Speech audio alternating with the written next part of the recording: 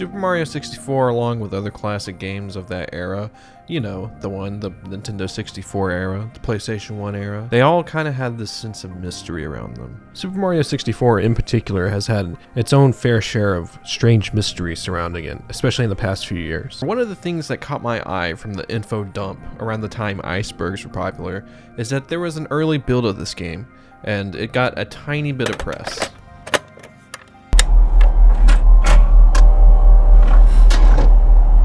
These three images are living fossils of what was almost the final release of one of the most popular games ever made. However, through these limiting images, you can't help but feel the same feeling as if I were to throw up this image.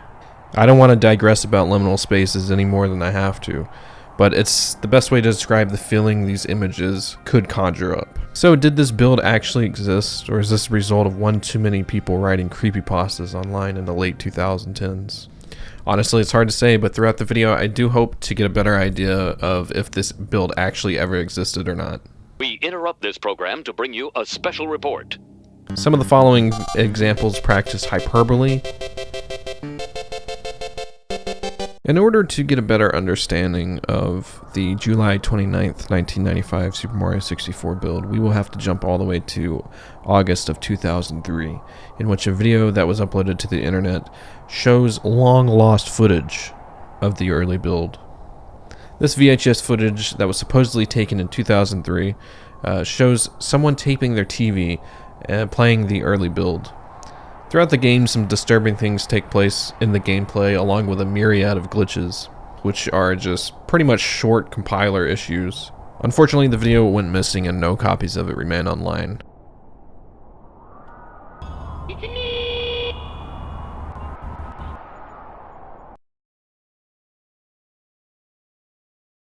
A story of a developer came out that said they had actually worked on the original build for Super Mario 64. The dev explained that the game didn't resemble the final build of Super Mario 64 at all. They described the game as being a build that bore no resemblance to the happy-go-lucky Mario franchise, and instead was a rather desolate build. The developer also mentions that the castle itself was originally made smaller because it was meant to fit all in one map. Contrast to that of the final game where the levels of the castle are divided by loading screens. The dev was eager to mention the basement, as it was drastically different from the final release. There lay a dense fog, and the lights were non-existent. The dev moves on to say that the testing they were conducting was cognitive-based, and that it tracked the player's actions and even desires. Some playtesters of the original build were reported to have gotten lost in the maze-like labyrinth of a basement. The dev then speaks on the upper floors of the castle, which all he had to say was the fact that there was a simple spiral staircase that led up to a bedroom. This is really all the developer had to say on the early build of Super Mario 64.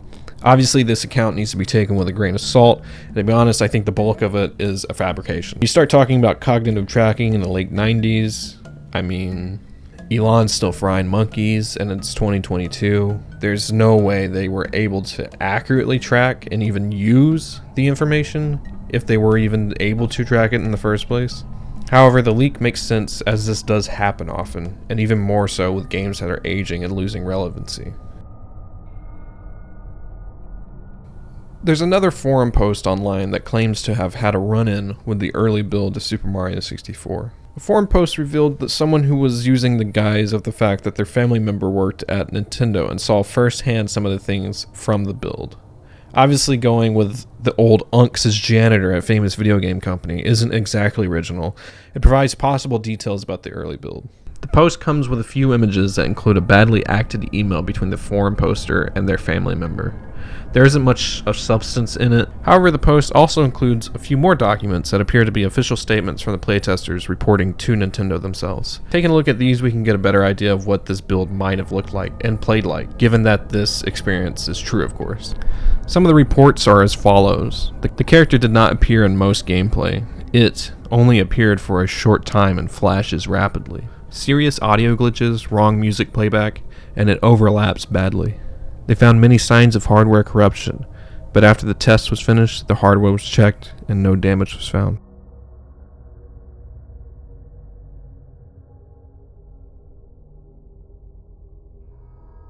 One of the surviving images from the VHS video is one of a room/steps that lead up to the final Bowser room. At this point in the video, the contrast and saturation of the video dipped, and everything ends up looking bleak and dead. The second photo is of Mario jumping in a hallway that appears to be around the final Bowser stairs. This photo shows obvious distortion and some strange textures that were never seen in the final game. That leads us to the final image that came out from the grainy VHS video.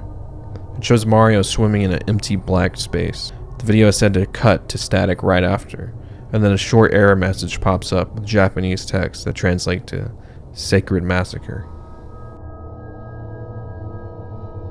Although not much is available in terms of research for this early build of Super Mario 64, it is creepy to think that there was an early copy of the game that featured such eerie content. Obviously most of this is just theories, and I'm no way saying that I believe any of this, but for a game that is theorized so much, this theory actually gives me chills, as I have my own memories of Mario 64 that I can actually relate to some of the stuff they were talking about in this early build. If you have any interest in hearing that story, just make sure to let me know in the comments down below. I'd be happy to share. Overall, I don't know if this build actually ever existed beyond the simple ROM hacks or early hacking of N64 cartridges, or just a silly creepypasta. I do know it inspired a really cool video that I want you guys to go check out, and if you're into Mario 64, chances are you've already seen it, but this guy on YouTube does these videos in general, and he has a few of them, and they relate greatly to the topic at hand. His name's Greenio. He does the date videos for Mario 64. By date videos, I mean he just puts a date in the title, and then you're left with a creepy, very stylized video of him playing a fucked up version of Mario 64. But yes, that was one of the creepier theories / creepypastas. It's hard to really pin down what this is, if people actually believe this or not. I do know there's actual images of early builds of Mario 64, and I don't know if I could decipher them from what we were shown here today, to be honest. But I like I said, I do think it's very interesting to see these early builds, and while they're not probably as paranormal as they're made out to be, it's interesting at least to see the creepier differences between the two.